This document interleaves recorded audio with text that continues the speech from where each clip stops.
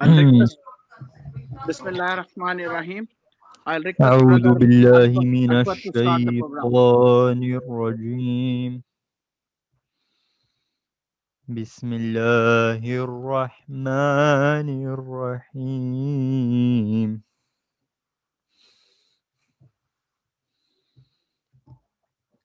سبح اسم ربك الأعلى الذي خلق فسوى والذي قدر فهدى والذي أخرج المرعى فجعله غثاء أحوى سنقرئك فلا تنسى إلا ما شاء الله إنه يعلم الجهر وما يخفى ونيسرك لليسرى فذكر إن نفعت الذكرى سيذكر من يخشى ويتجنبها الأشقى الذي يصلى النار الكبرى ثم لا يموت فيها ولا يحيا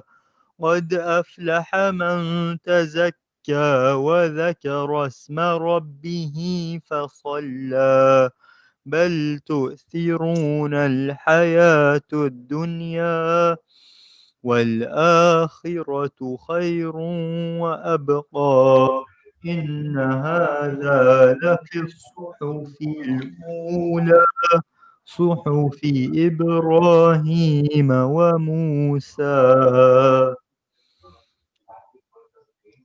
صدق الله العظيم.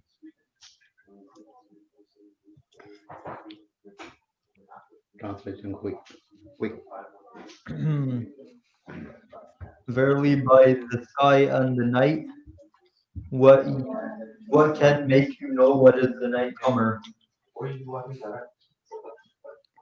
And he who destined and guided, and he who brings out pasture and turns it to dust, and we will make you recite, and you will not forget, except what Allah has willed. Indeed, He knows what is declared and what is hidden.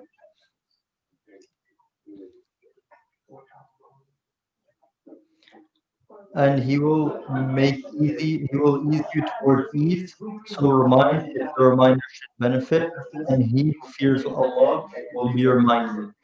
But the first one will avoid it, and he will enter hell and burn in it, neither dying therein nor living. He has certainly succeeded who purifies himself and mentions the name of his Lord and prays.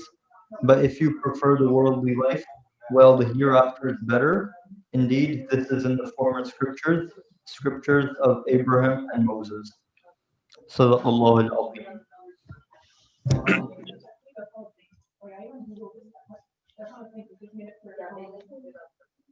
Jazakallah, Brother Akbar. Now, unmute कीजिए यदानी भाई, unmute please. Yeah, Jazakallah, Brother Akbar. Alhamdulillah. Now we have recited the Quran and its translation. Now I'd like to request Brother Haris to take the podium. Thank you very much. Alhamdulillah Rabbil Alameen, as-salatu was-salamu ala ashrafil anbiya'i wal mursaleen wa ala alihi wa sahbihi ajma'in, amma ba'd, fa'uzu billahi minash shaitanir rajeem, bismillahir rahmanir rahim. Thank you all the participants, all the Muslim diaspora from the Canada. I'm very much delighted to have being with you. I was requested, I was asked by Brother Muhammad Fazil to join you here on this occasion. And it's a matter of great pride for me to speak to such a prestigious audience like you. And he told me that maximum audience would be youth, and they would be the young people, they would be the young generation. So that's great. Being the member of Islami Jamiyat Talaba, you might know, student organization here in Pakistan. It's a sort of a daily thing for me to interact with and to deal with such young people and youth. So I'm really delighted. It's a matter of great pride, and I'm delighted to have you all here. The topic provided to me the role of youth and students today here for the Islam in the Muslim world. Actually, today is a great day, a new year. All the people around the Canada busy in all such nice things like banquets and parties. But you are the selected people. You are the lucky people chosen by the God, discussing his favorite topic. That's Islam.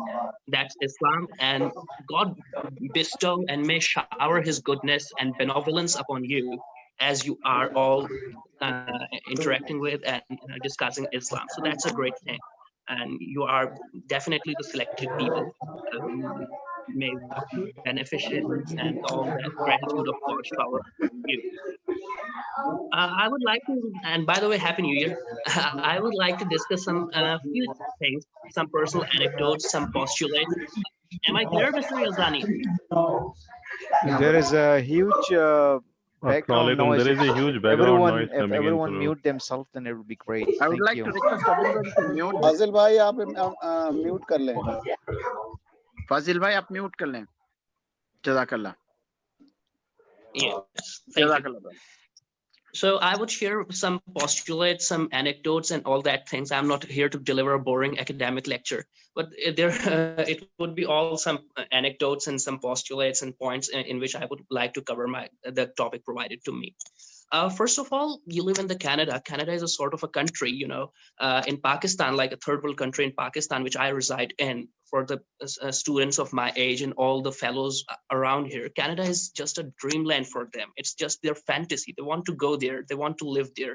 For them, it's sort of a Disneyland, a dreamland, a paradise and a heaven on earth where there are no discrepancies and no disharmonies, and everything goes on well. And you know, when you come to Pakistan, you will witness thousands and thousands of people here, and that's no exaggeration. That hundreds of thousands of people here just wanting to go to Canada or some other Western country or European country. But as you know, and I've got some friends and relatives there in Canada, you all may know that even there in Canada, some discrepancies at micro and macro level do exist, aren't they? You know, a billionaire in Canada having a multi-billion business there in Canada wants to add some more in his business. So this indicates that he is not contented with his current wealth statements, and he always and at every time he wants to add on the capital. That's the first thing. Secondly, the students in Canada are going well. They have got very much opportunities. The opportunities like in Pakistan, one can only dream of. But still they are not contented. They want to go to the high schools and universities and all that stuff. And even then, you know that they are not satisfied with their career. And what they log for is that they want to add more. That's the human nature. That's all that stuff. But the contentment in the humanity lacks today.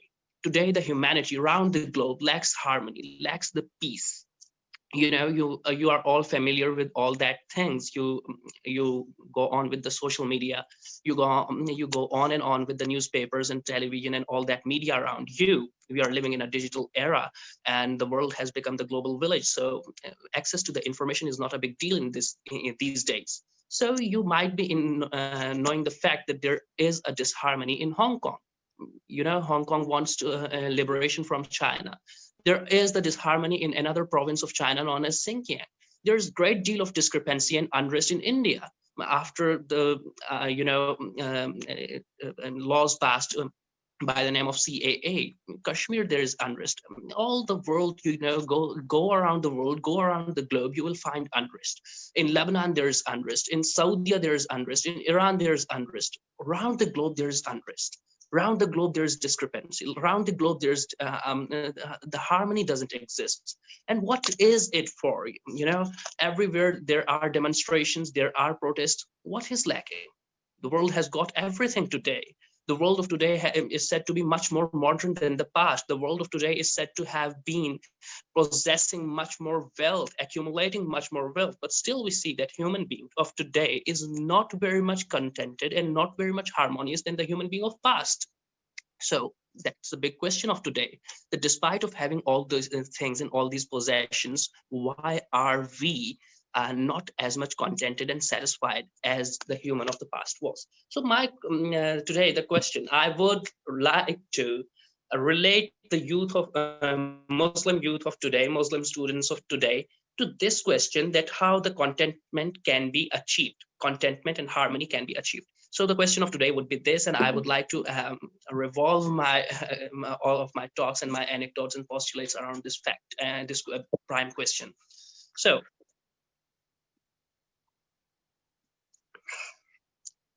the fact is that human being of today is actually getting far and far away from the basic phenomena of nature, the basic system of nature which the nature possesses. God says that Islam is actually deen fitrat, we say. It's the voice of nature. The nature of human being is just in accordance with the Islam. Once you would deviate from the Islam, you would go away from the Islam, you would face very discrepancies and all that stuff. So the fact is that today, the discrepancies we see, it all indicates that the world order of today has lost its grip from this current system and from the current phenomena. So to regain the grip, the world order is going to be replaced. So the system of today has failed to deliver to the humanity. The problems of humanity are not being sorted out, are not being solved, are not. Today's it's unable to solve the problems of today. The world order and all the system that exists today is unable to solve the discrepancies and all that stuff of today. So to fix it up, what we need, what we got to do, what we have to do, what the youth has to do, I call the nation of today, the generation of today, the generation or youth generation, young generation of today, the students of today, the Renaissance generation. They're going to they're going to bring about the Renaissance in Islam. They're going to bring about the Islamic revival. They're going to bring about all that stuff back, and they're going to bring about all the lost glory of Muslims back today. But first of all, before bringing it, before daydreaming, what they would have to do is to learn and understand what the Islam actually is, what the Islam demands from us, what Islam actually wants from us, what Islam actually is in its articulated form, what Islam actually is in its all totality. Because the dilemma and misery of today, another dilemma and misery of today is that Islam is not an unknown fact of the world today. Everyone, you conduct a survey around the globe, almost everyone would be knowing about the Islam. But what the difficulty is that people are not in awareness of Islam in totality. They're aware of Islam in tidbits. They're aware of Islam in some, you say it, something that is not in totality, that's not complete. They're aware of incomplete Islam. The picture of Islam portrayed to them is never complete. And the difficulty which arises from this incomplete picture is that it is always negative. It is always phobic. It is always the picture which which no one can desire. So for the youth of today, which I call the Renaissance generation, the generation of which is to bring about the Islamic revival, it's quite much important to first understand what Islam actually is. So I would like to quote 2 and 3 ayahs of Holy Quran, the prime book of Islam, so that the complete picture of Islam and the responsibilities of mine and the responsibility of yours may get clearer in front of you. So the first ayah comes from Surah Al Imran, the 3rd surah, the 3rd chapter of the Quran. God says that kuntum khayra ummatin ukhrijat linnas ta'muruna bil ma'rufi wa tanhauna 'anil munkar wa tu'minuna billah. You are best among all the ummas, you are best among all the groups which I have created. Ukhrijat linnas. I have created you for the other, I have created you for the humanity. Let me say the thing.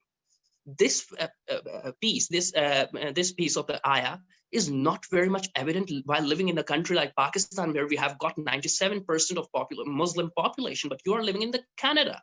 And God says, Kuntum khayra ummatin ukhrijat linnas. You're best of the groups, you're best of the ummas created for humanity. Let me say, you're created for the Christians around you. You're created for the Sikhs around you. You're created for the Hindus around you. You're created for the Jews around you. You're created for all the other religions and all the other sects and all the other beliefs and all the other ideologies around you. Kuntum khayra ummatin ukhrijat linnas. You're best of the ummas. let me ask you a question. God says that we are the best among all the ummas. We are the best among all the groups. Believe me, honestly, tell me honestly, mobile your Zoom meeting, are we eligible of getting this title of the best of among all the groups? What discrepancy, what badness, what sin are we not committing as a Muslim? We are not committing today. But praise be to Allah that he still says that you are best among the ummas, which I have created for all the humanity, for the Christians around you, for the Hindus around you, for the Jews around you. For what? Either for the purpose that you recite the Holy Quran daily? No. You're not the best among ummas because you recite the Quran daily. No. Because you pray 5 times a day? No, never. You're not best among the ummas because you pray 5 times a day. Then for what? Ta'muruna bil ma'ruf. You order the goodness. You spread the goodness. You preach the goodness. Ta'muruna bil ma'ruf wa tanhauna anil munkar. And you stop the others from doing the bad. You stop the badnesses. You stop the evil. You stop the discrepancies. You stop the trannies prevailing all around. Wa tu'minuna billah, and you believe in the oneness of God. So what God wants from us is that actually you are best of the ummas for spreading the goodness and for controlling the evils of the world. And you have to do this in your own circles and as well as in the circles of the other nations and other religions around you. This is the first and the foremost message of Quran, not mine, actually the Quran for the youth of today. And for the Muslims in general, but particularly the youth, because the youth of any society, the youth of any segment, the youth of any community is the segment of that society that's most proactive. That's most the segment which is having most of the potential, and that are having all that potential energy stored in them, and they are capable of executing it into something practical that can bear some results. So you are best among the ummas because you make the goodness to prevail, and you make the badness and evil to retard, and believe in the oneness of God. So first and foremost point and postulate and a point which I want to make today is that you, as a Muslim, all the audience listening to me, hearing me, make this thing the part of your life, that you would never ever build walls of castle around yourself and restrict yourself to your community. No, never. You would never restrict yourself to a particular community saying that we are Muslim and we are not going to care about the neighbor who's a non-Muslim. As a youth of Canada, youth living in the Canada today, you are to care for them. You are to think of their needs, and you are to inculcate goodness to them, and you are to stop them in a better way, in the most commendable way, stop them from evilness in which they are indulged in. First thing. Second, another ayah of the Quran states that huwa allazi arsala rasulahu bil huda wa dinil haqqi liyuzhirahu ala ad-din kulli. And he is the God who sent the prophet with hidayah. Who sent the prophet with hidayah and the rightest of the deen. For what? To make this deen, to make this religion, to make this deen, to make this political socio-economic system the most prevalent among all the systems of the world. I want to have to put some bit of emphasis on this ayah, that God says that I have sent the prophet. I've sent the prophet because there are the different systems existing in the world around you. The systems which are governing the world, the systems which are ruling the world, the systems which are driving the people and societies you see around yourself, that people in the modern era, freedom of a person at one end has been is very much emphasized. You know, you see in the media and all that stuff that freedom of a person, freedom of speech, and all that.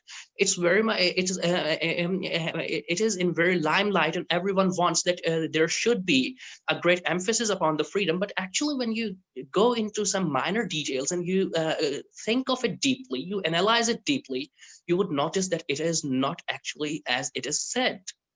The freedom of the human, freedom of a person in a modern era has very much been taken away by the articulated systems formed by the modern era, by the modernism, by the postmodernism. We are living in an era where the system drives the person, where the system drives a man. So what should be done?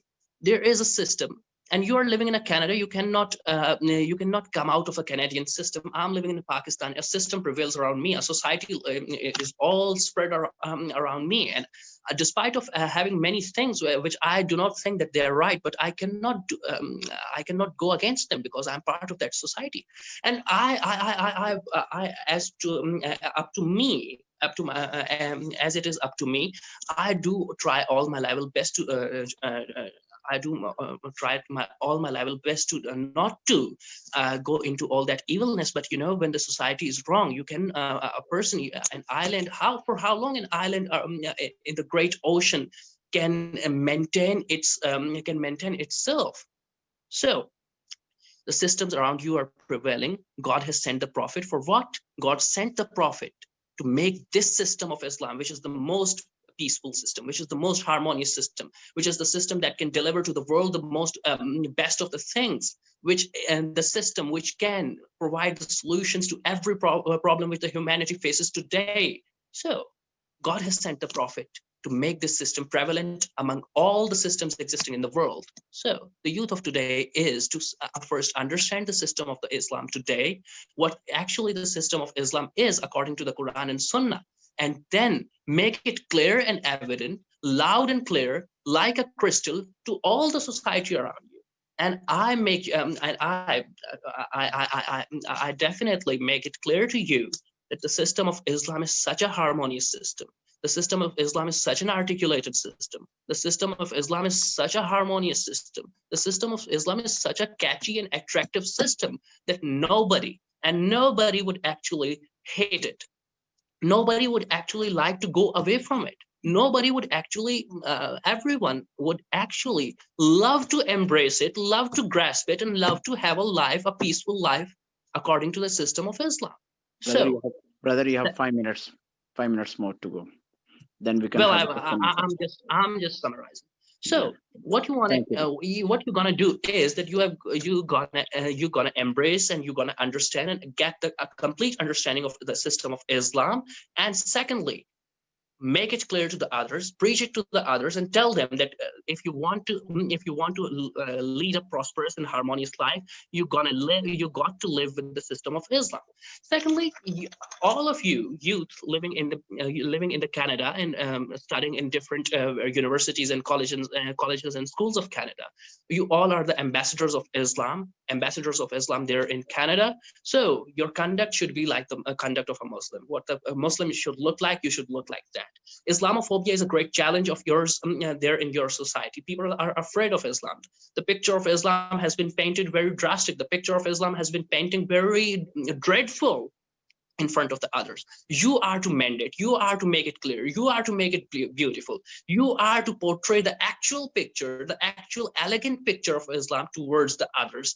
So you are all the ambassadors of Islam, and you are going to fix the picture of Islam and paint it in a right way towards the others. So grip each other well. At last, I would just like to make few points, few postulates in front of you. You are the ambassadors of Islam. Grip each other hard. You are the brother. Live in the brotherhood. Make your community stronger. And once you have made your community stronger, youth of today is to preach the teaching of Islam to the others, and never try to keep Islam restricted between you. Open your gates, open your doors towards the others, and allow the others to come near you, near and nearer to you, study Islam, observe Islam, and I guarantee you that once they would observe the true essence of Islam in your lives, they would definitely love to grasp it. And everyone in Canada, I'm quite sure, I've got many conversations with many non-Muslims of Canada and America and Western European countries. They are quenching for Islam. They're thirsty. It's just upon you to take Islam to them in a proper way and implemented way. Once you are acting upon Islam, once you are complying with the with all the prospects of Islam, once you are doing all those things, and then you will preach them, it would have a weight. It would have a great weightage. And once you would do so, if you are successful in doing so, you would be contributing a great deal in furthering the cause of Islam. So summarizing it all up, first thing, what I made clear, kuntum khayra ummatin ukhrijat linnas, you're best of the ummah for all of the humanity, to prevail the goodness and to eradicate the evil and to believe in Allah. System of today is a system of evil. God sent the prophet who allazi arsala rasulahu bil huda wa dinil haq. God sent the prophet with the hidayah, and best of the systems, you are to make that system prevail among all the systems of the world. So you are to comply with, you are to act upon, you are the ambassadors of Islam. You are to make the Islam evident and evident by what you're doing. And once you have done all this, I am quite sure and pretty sure that by your acts, by your preaching, by your tabligh, Islam would be one day a great would be progressing progressing to a greater extent in Canada. That's all from my side. Thank you very much. Wama alayna illa al-balagh. We want a brief intro of yourself, if you don't mind. Brother, Jazakallah khair, brother. Thank you very much, Jazakallah, for your speech. It's very enlightened, especially for the youths and everybody. Alhamdulillah, kuntum khayra ummatin ukhrijat lin-nas ta'muruna bil ma'ruf wa tanhauna 'anil munkar. You show the role of the students and young youth. What's the role of Islam? How the Islam has to be practiced, preached, and propagate. Alhamdulillah, brother. If you have given your brief introduction so that all brother youth can get the inspiration and plus so that everybody will know you, inshallah, will be in touch. So give you a brief introduction, and then I'll ask youth, all the youth, to ask any question to brother, because he's we don't want to hold him for long because it's going to be 2 hours. So if brother want to leave, he can leave early. So if anybody has a youth have any questions, feel free to ask brother Haris after his introduction, and he will reply to your questions, inshallah. We have a well- few youth sitting here watching you and listening to him. Well, So as you know, my name is Haris Abdullah. I reside. My name is Haris Abdullah. I reside here in Rawalpindi, a city of Pakistan, just near the capital city, the capital territory of Islamabad. And I'm student of chartered accountancy here in the Scan School of Accountancy in Islamabad.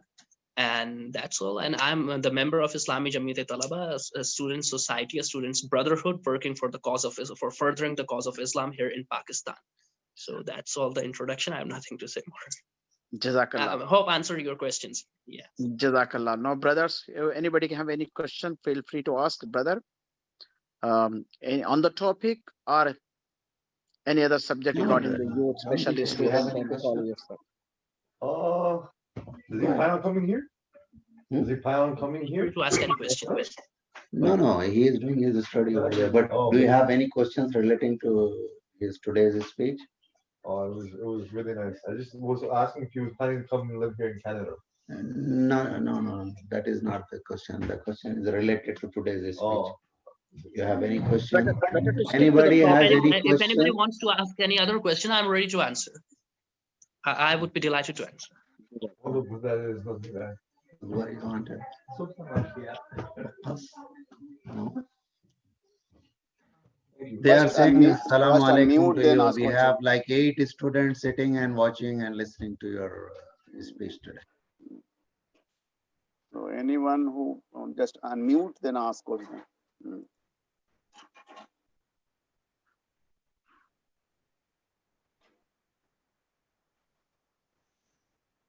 चलें ठीक है तो हाँ, We'll give it. I think आगे बढ़ो। I think nobody has any questions. हम्म, तो हम आपको हारिस का बहुत बहुत शुक्रिया अदा करते हैं. जज़ाकल्लाह. If you want to stay, you can stay with us, बहुत inshallah. शुक्रिया। Thank you very much. Jazakallah. Allah will reward you. And we need a youth like you to guide them, especially in the universities and colleges, so that our Islam can be portrayed and expressed and propagated properly. And a dawah program will be done, inshallah. I have a question. Yeah, okay, go ahead. What is the best way to approach neighbors on Islam, to preach Islam? You mean to say for non-Muslims? Yeah, for non-Muslims. Okay, brother will address that one. Can you tell me your name and what you're doing so that brother knows your background? Oh, my name is Nofal and I'm in Canada. Oh, background. Yeah, university, first year. First year university student. Okay. Well, prior to answering the question, let me share a personal anecdote with you.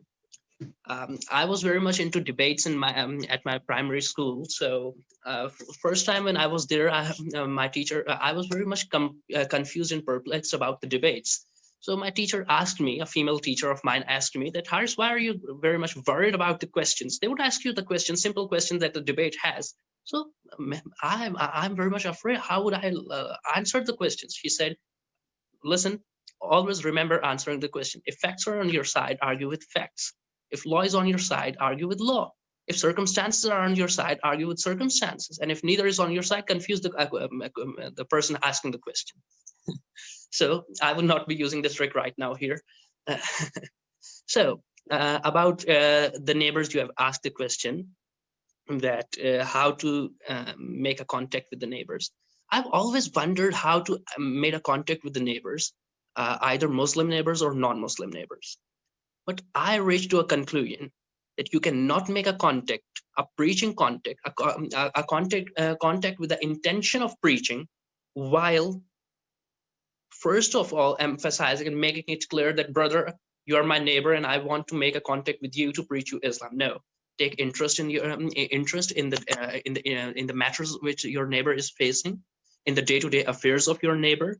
I do not know what circumstances prevail in Canada, but I would like to quote a few examples from the Sirah, because Sirah is the generalization. What Prophet used to do. Prophet used to take interest in the day-to-day affairs of his neighbors. He used to go to their houses. He used to ask them to either they are in need of something or not. What is going on with them? How their life is going? How they are doing? How they are doing in actually? So if you are successful, if you succeed in making a contact, a direct contact, a contact on the daily basis with your neighbor, a routine contact, and you are successful in developing a trust in the heart of your neighbor, then you are successful. And then by the content of your character, by the power of your character, you can preach the Islam to your neighbor. So Islam is not the thing that you are first of all going to say that, brother, this is the Islam. I have mentioned, I've tried to make this clear, that Islam is not what you are going to say from the word of your mouth. No, it's what you are going to portray from by the content of your character. So try to develop a bond, a relationship, a friendly relationship with your neighbor, with your friends, and preach them Islam by the content of your character, not the word of your mouth. Hope I'm a bit clear.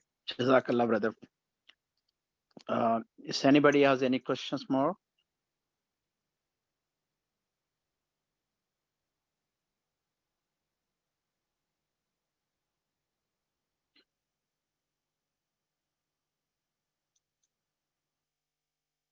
Yeah, seems to me nobody has a questions. I would like to ask a question to Brother Haris. Yes. Brother, now we know the situation we are living, especially the COVID situation where we are facing the now new mutation strains are coming, and especially the youth having the trouble. First of all, they were not praying Salah before, even not regularly. Now this COVID has bring everybody back home. Everybody's sitting in the home. Nobody's even going to the masjid. I don't know, different situation in Pakistan, but in Canada we have situation. So you can tell the youth that how we can cope the situation. What's your opinion on this one? Just few words on that. Well, first of all, I was very much afraid and worried when the lockdown came here in Pakistan. But then I realized that actually the lockdown and all that shutting up of everything and everybody sitting back in home can be in some way a blessing in disguise from a Muslim youth of today. You know, in the hustle and bustle of life we are having a very busy life. We are living in a corporate world, a capitalist world, in which everyone works like a machine. Everyone works like a thing that he has got the great deal of hustle and bustle, and we have got no time for the reading. We have got no time for mutala. We have got no time for our tazkiyah. So the lockdown and the opportunity, a brief window of opportunity which it has opened for us, can be the great blessing in disguise. So first of all, I want you to every one of you, the people younger than me, which I can say something with the conviction that first of all, never let your ibadah going away. Never let it go away from your hand. Grip it firmly, and grip your salat, grip your namaz firmly in your hand. First thing. Second, develop the habit of reading. I was talking to Brother Fazil, and he told me that there in Canada, the youth and children usually have got the good habit of reading. So I was very much delighted, because in Pakistan we do not have so. So try to read the good books, the good books, the literature about the Islam. We have got the great literature. I'm not actually know what is the situation in Canada, but here in Pakistan we have got the great many books, and I hope that in Canada you would also be having a great deal of literature, as you are all working there. So read them. Secondly, make yourself sound with respect to the knowledge. Every amal of a person is according to his or her ilm. What anybody performs is actually what anybody knows. Once you're not at one hand, if you're not knowing anything, how can you perform the thing? How can you perform that thing? So increase your knowledge base, broaden your knowledge base. Second thing, first, grip your ibadat and grip your all that things firmly. Second, broaden your knowledge base. Third, it's the great deal of tazkiyah. Make your relationship with Allah stronger than ever. So it's a golden chance for you. It's a blessing in disguise for you, and you can make a great deal out of this all lockdown. Thanks for a good advice for the youth, mashallah. Now, I would like, if anybody has any question, please, I'll give 1 more minute, then we'll go to the next hour schedule.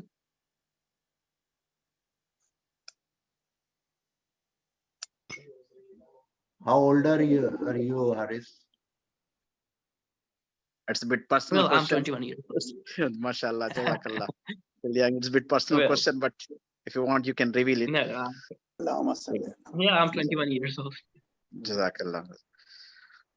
If anybody want to write the questions on in a chart, you can ask the questions writing, and we will try to pick that question from there. Okay, thanks, brother. Jazakallah.